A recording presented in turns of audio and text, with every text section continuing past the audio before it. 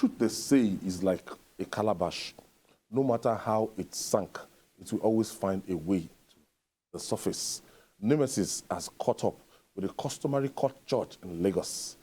The state government has fired the judge, Ishola Adeyemi, who allegedly dissolved marriage of a complainant, Olayemi Ayeni, snatched his wife and impregnated her afterwards. The matter came to the public scrutiny after a video posted initially on Facebook in 2016 went viral recently. Julie, what is this? I go to court that I want to divorce my wife, and it's an avenue for the judge to take over. This is very unlike Lagos. Well, every time this sort of thing happens, rest assured that several must have happened that we did not get to know about. It's still part of this indiscipline that we're talking about. Judges should be above board. Magistrates should be above board. You can't covet the wife of a man who has a case before you. You can't. If you start eyeing the wife of someone who has a case before you, chances are that you will not be even objective. You will never be objective. You will be working towards an answer. Yes. You know, even where the couple need only to be separated temporarily. Yeah. And explore ways of reconciling. You are not going to see an opportunity there. Because already your desire is to get that woman by all means possible. Now, that's what the judge has done. They not only got her, put her in the family way. I mean, was he not thinking that if the woman gets pregnant, that it will trigger all kinds of stories and all that? Was he not thinking about the implications of his actions? Because there's no way you... It's just like a policeman, and we've seen that happen too. A policeman detains an individual. The wife keeps coming to court, to the police station to plead for his man. And invariably the DPO gets to sleep with the woman. That has happened when I was a tabloid editor. It happened here in Lagos. I don't want to mention that particular police station. He slept with the wife of the detainee. So people abuse privileges, abuse power in Nigeria. This is an example of abuse of power. Siding over a matter, and you helped yourself to the woman who had a case before you. I mean, it's very shameful. In those days, these are the stories we read in magazines like Prime People. Yeah. Because I don't understand this kind of story. It's part of the corruption we're talking about in the judiciary, that people want to deliver judgment based on gratification. In this case, it's not financial gratification, it's sexual gratification. And whatever it is. Sexually transmitted gratification. You know, it is corruption of the highest order. And just like Babajide said, I'm sure there are many cases that probably are going on, not just in Lagos State, but in some other places. Because it lowers the esteem of the judiciary for a judge to bring himself to this low water level. Not only that, you know, you did not give a favorable judgment, you decided to take over the wife of somebody who has come to complain to you. So I've been wondering, what kind of judge is this? And what kind of woman is that woman? Yes. I mean, no matter the level of desperation, because the man said he invested money, 5 million naira, into her business. and some other things, paying the school fees and all that. So Nigeria of today, Jide, I think 5 million naira. The moral standard of the Can you judge imagine? and the woman is questionable. Still, And most likely, God. this judge has a family. of course.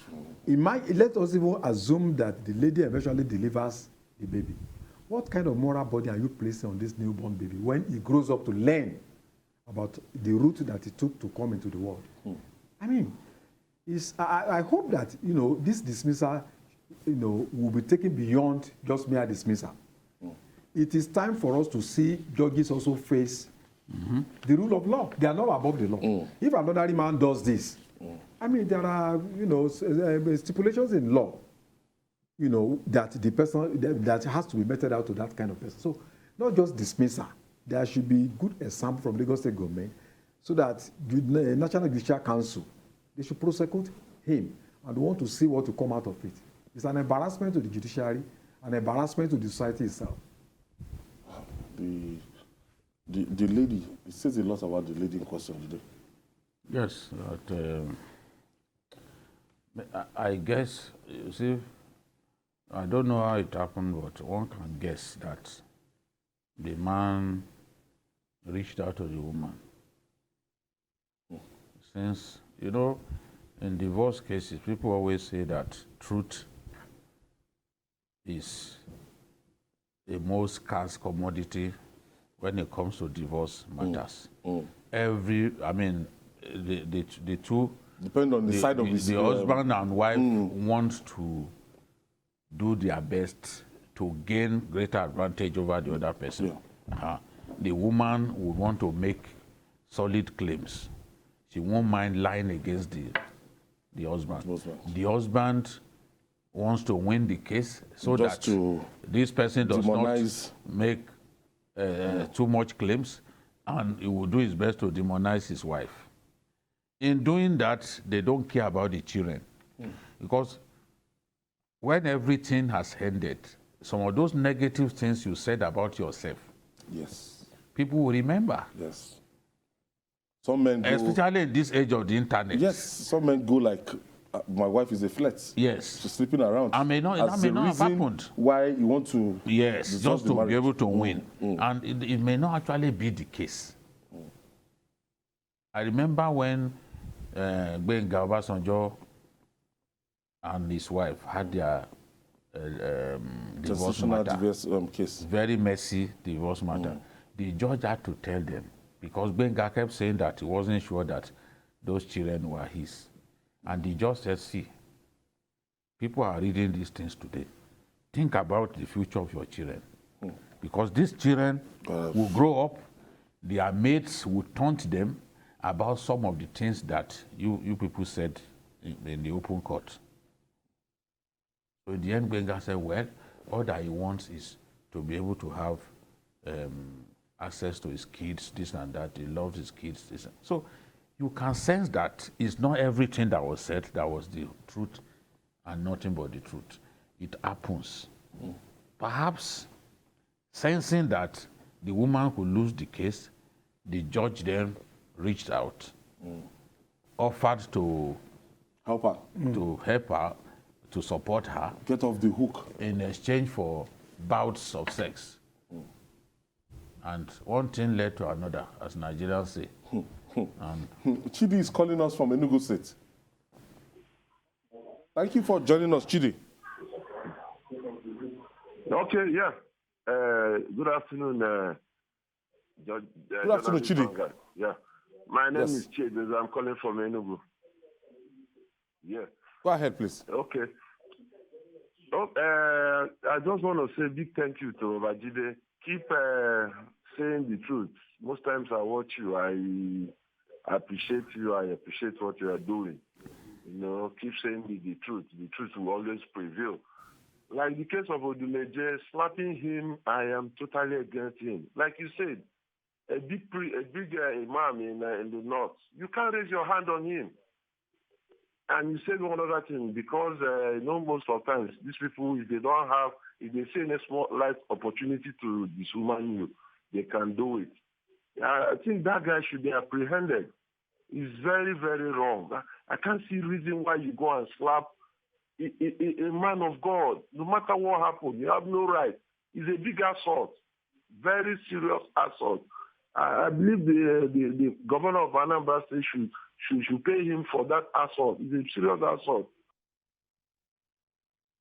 Even if the man is... Thank you, Chidi. Thank you for your contribution. Even the man is not a man of God. As an individual, no right you to don't be have...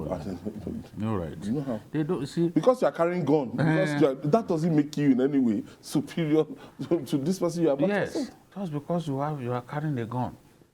You know, you think that you have power over life and death. I mean, it's just, it's terrible.